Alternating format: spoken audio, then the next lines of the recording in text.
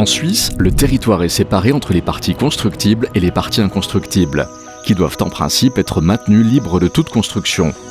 La loi définit à quelles conditions il est néanmoins possible de réaliser hors de la zone à bâtir des projets non conformes par voie dérogatoire.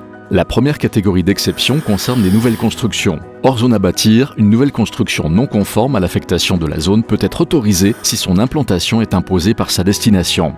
C'est-à-dire qu'elle ne peut remplir son rôle que s'il est réalisé à un endroit précis hors zone à bâtir ou qu'elle ne peut pas se faire à l'intérieur de la zone à bâtir pour des questions de nuisance. De plus, aucun intérêt prépondérant, tel que la protection de la nature et du paysage, ne doit s'opposer au projet.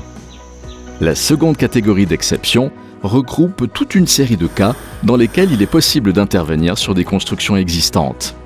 Prenons tout d'abord les nombreux bâtiments construits légalement avant la séparation entre les zones constructibles et non constructibles. S'ils sont encore en bon état, ils peuvent être rénovés, partiellement transformés, agrandis de manière mesurée ou reconstruits. Mais attention, les critères sont stricts et les caractéristiques du bâtiment d'origine et de ses abords doivent être respectées. Voici d'autres cas prévus par la loi.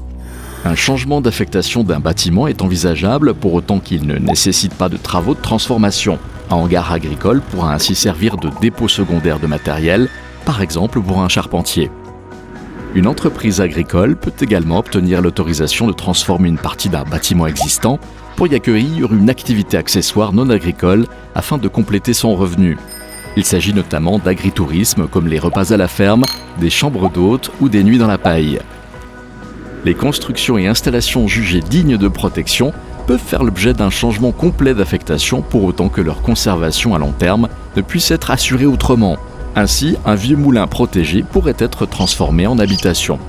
Des travaux de transformation sont autorisés dans les bâtiments d'exploitation agricole désaffectés s'ils permettent aux personnes habitant à proximité d'y détenir des animaux à titre de loisir. Avant de se lancer dans des travaux de construction, le propriétaire d'un bien-fonds situé hors de la zone à bâtir devra obtenir l'autorisation cantonale requise. Cela passe par une demande de permis de construire adressée à l'autorité compétente.